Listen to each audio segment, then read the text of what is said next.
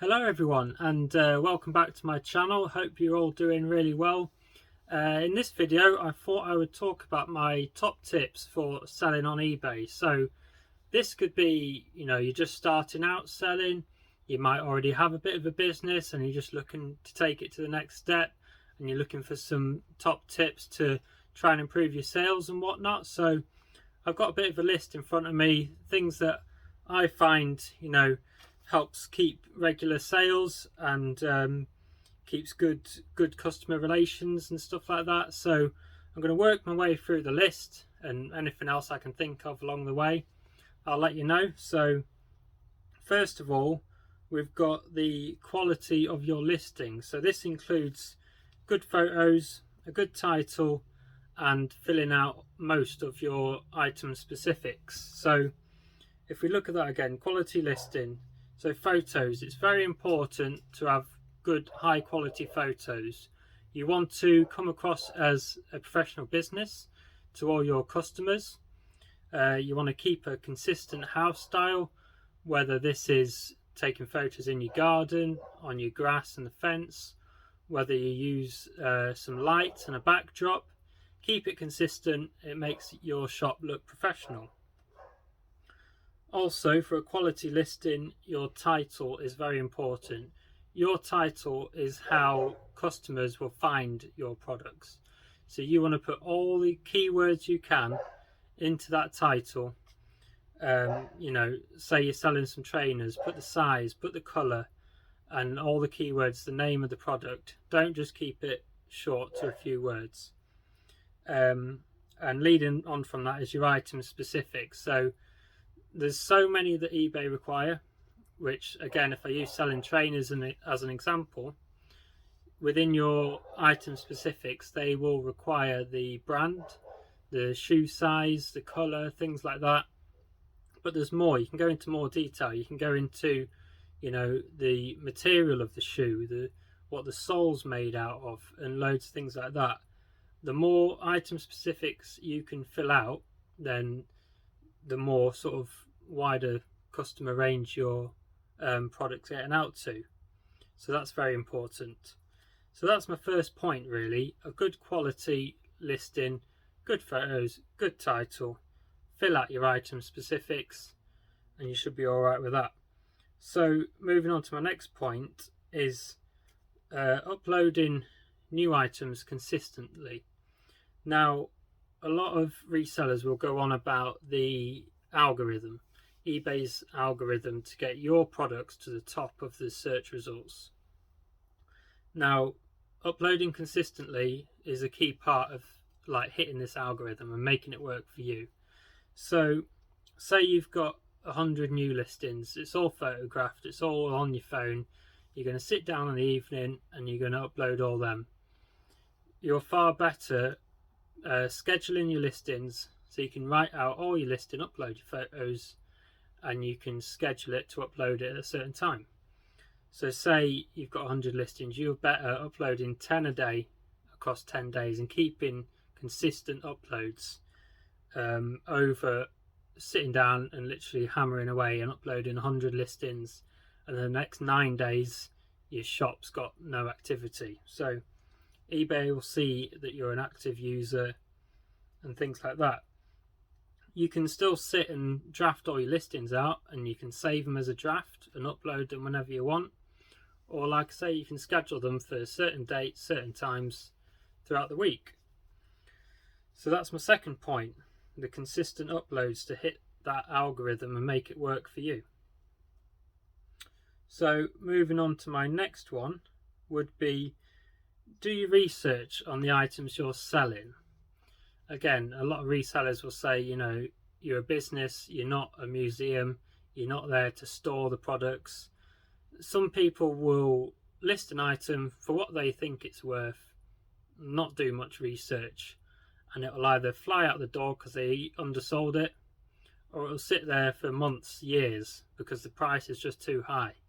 And when you do a bit of research, you think, actually it's not worth that, it's only worth half that, that's why it's still stuck on my shelf. So yeah, do your research. Depending on your situation, depending on if you've got a store on eBay. If you are reselling, then you should have a business account and have a shop.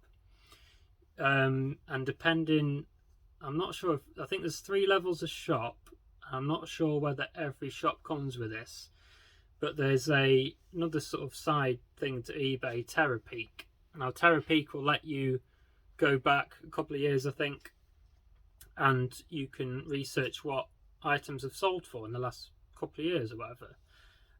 If you haven't got that function, then obviously you can go on completed listings, see what they've sold for, make sure you filter it to get it the same condition as yours, the same, whatnot. And you can kind of see, and it tells you the date it's sold, you can see what they're going for and how often. So they might say you've got a pair of trainers, I'll use an example again, they sold for £25, but the last pair sold 3-4 months ago, so they haven't got a very high sell-through rate. But if they're £25 and there's one selling every week, then happy days, put them on for £25. It shouldn't be an issue. But like I say, if it's a few months ago, probably come in at £20 and you got a higher chance of them selling sooner. Like I said, you want to get it listed, and all them products you got listed, you want to get sold that month at least. Otherwise you want to be reducing them or taking them off your store.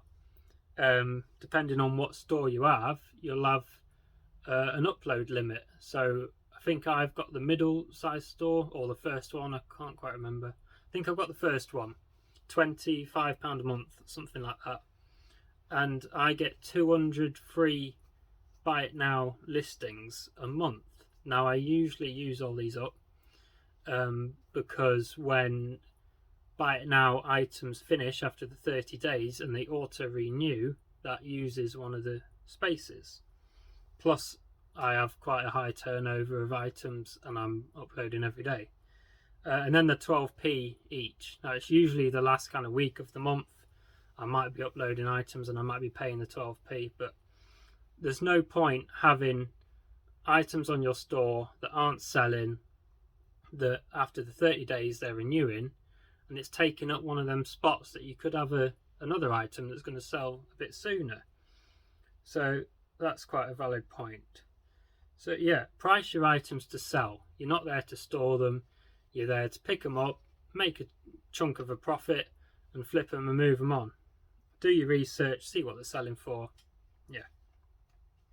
So that's that point. So moving on to the next one. So this is about trying to, again, half like trigger the algorithm and half trying to draw in some customers. Now there's a function on eBay where you can add a best offer onto your listings. Now personally, I add this onto all of my listings. So I will give my customers an opportunity to send me an offer on all of my items. So say I have these trainers up for £25 and I've just listed them and I get a best offer through for £15 or something like that. Some people will proper like lowball offers, but you can set a margin to auto decline, say more than 10% or something like that, however you want to do it. I might think, no, I only listed these yesterday, I'm going to hang out for a bit more. Or, I can go back with a counter offer. I go back with £20, £22, and then the ball's in their court whether they accept a decline. So it just gives you another sort of path, another opportunity to make a sale. You can also promote items. So it's another function that eBay do, and the minimum promotional percentage as such is 2%, and the more you promote your item, the sort of higher it will get promoted in the search results. But obviously you've got to bear in mind that percentage is coming from your final sort of credit at the end. So these things sort of cost you a little bit at the end, but sometimes it's worth putting 5% promoted on all your listings, and it's worth paying it, but having a bit of, a quicker turnover of items. So that's another point. And this one is another one to kind of trigger the little algorithm that they've got going on. Would be, say you have listed, consistently for 10 days, 10, 15, 20 items a day, and you're thinking, right, I've done that. Now I've got no activity, for a few days. What am I going to do? So an idea is to look at some of your older listings, end your older listings, say end 5 of your older listings, and go into your unsold items, select them all, and do sell similar. Now, once they're selected, you can either do sell similar or you can do relist. Relist will keep the sort of history on the item, your watches, your views, and everything like that.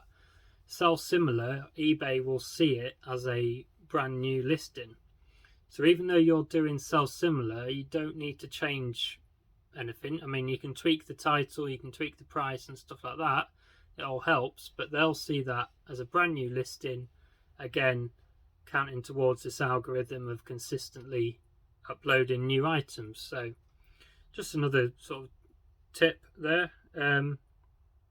Moving on in my list, we've got dealing with customers and the sort of feedback and communication side of things. So what you want to be doing, you want to try and build up your feedback score on eBay as much as you can. And to do this, you want to be posting items out within your dispatch time, trying to not be too late. You want to keep customers happy. If they open a return, deal with it. Don't be funny with them. Sometimes, that's just part of it. You have to accept returns, things like that. And also, communication. So if somebody asks you a question about an item, try and get the answer to them as soon as you can. Again, eBay will see whether you're replying to messages. If you've got an inbox full of questions from buyers, they'll think that they're not a trusted seller. They don't really care about making sales. So if I'm sat inside in the evening watching TV or something and a message comes through, I was just interested in purchasing this item. I was just wondering what the size is, or, can you send me some photos of this area specifically? I'll stop what I'm doing. I'll come out to the garage. I'll find the item and I'll get all that information back to them within 10 minutes. And a lot of the time they come back with, wow, thanks for the quick response. That's perfect. I'll purchase the item now. So look after your customers.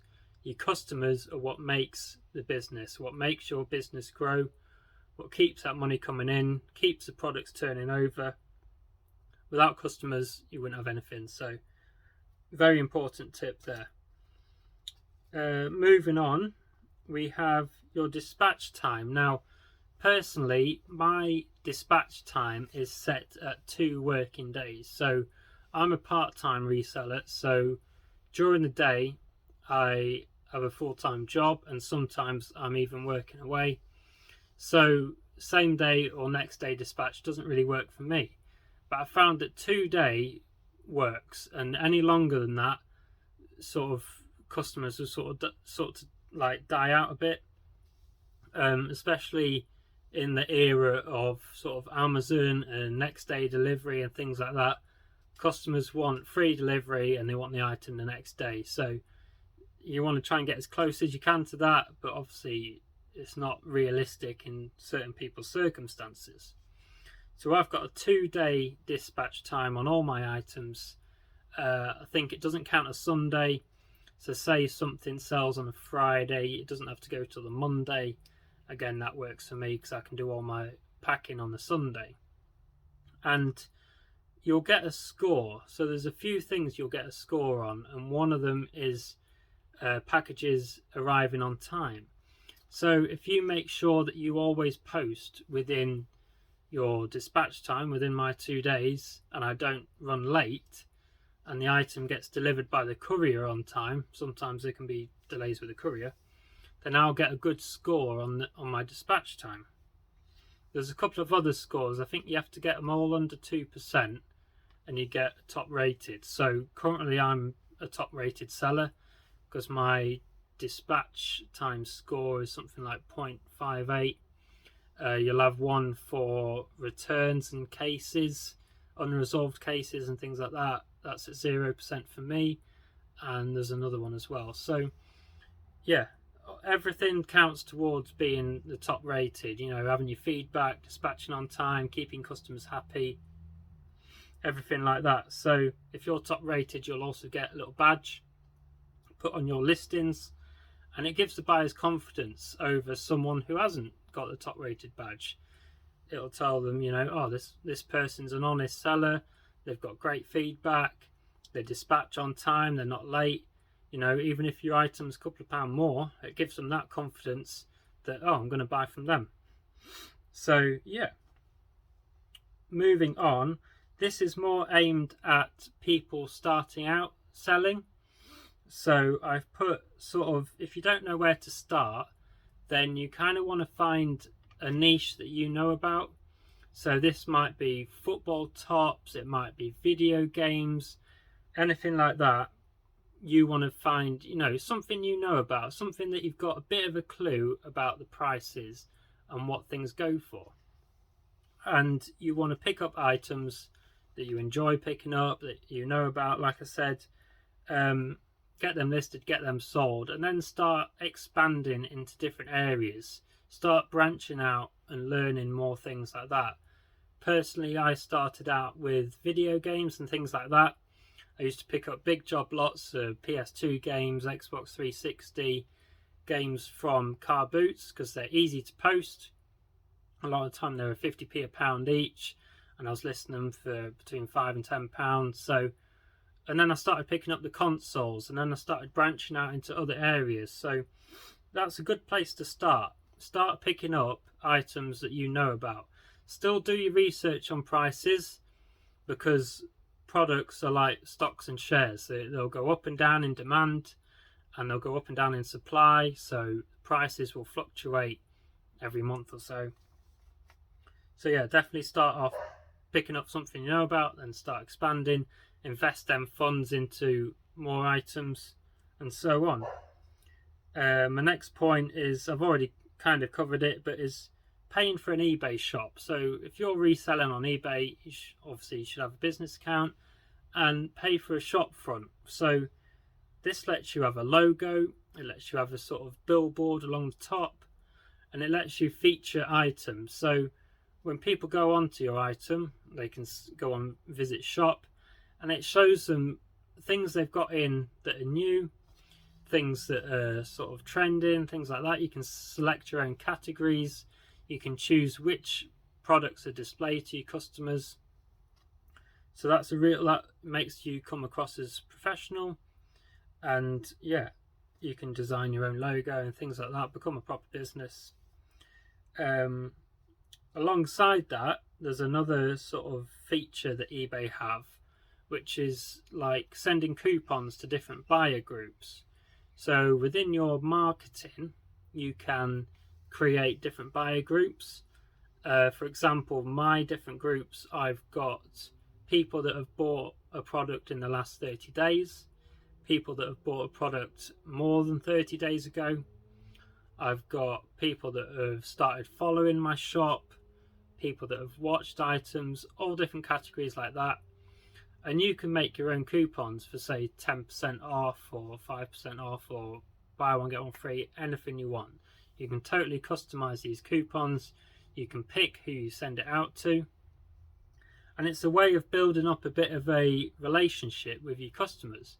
You might start getting repeat business in your orders. If you sell to the same person again, it will say repeat buyer. So yeah, it's a way of building up that relationship, thinking people, oh, I'll go back to that shop, I got my product on time, I was happy with it, I'm going to see what else they've got, and it all adds to them sales at the end of the day.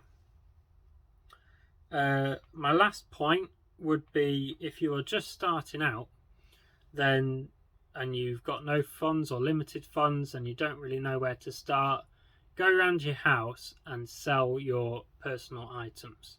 So this could be anything, old phones you got in the drawers, old tech, old games, perfumes, handbags, shoes, clothing, anything like that.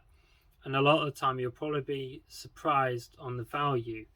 Especially in this day and age, a lot of people are turning to, you know, Vinted, Depop, eBay for second-hand clothing and things like that. So definitely sell your old items, build up a bit of a pot, £100, £200, and then get out to the charity shops, car boots, and wherever you want to source your stock.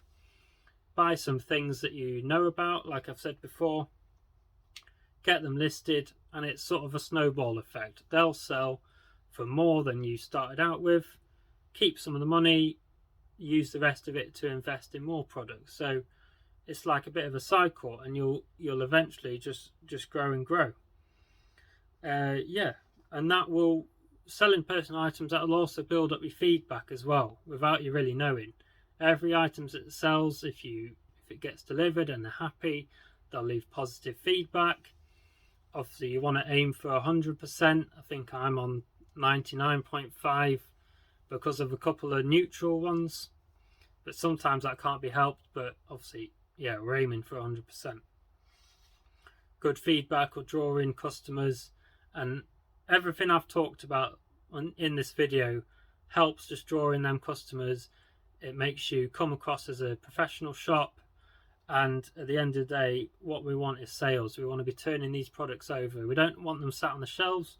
We want them in, we want them photographed, we want them out the door, we want the money to invest in the next car boot. So that has been my top tips for selling on eBay. Whether you're starting out, whether you've got a small business and you just want some ideas to help move things along. I hope you've enjoyed the video. I hope I explained everything really well. If there is anything else you do want to know, please drop a comment, and I reply to all my comments. So also check out my Instagram page. It's the same name, George's Treasure Shed. I post on that what I'm up to. I post on that when my new videos are out as well. So once again, thank you very much for watching. Hope you've learnt something today, and I'll see you in the next video. Take care.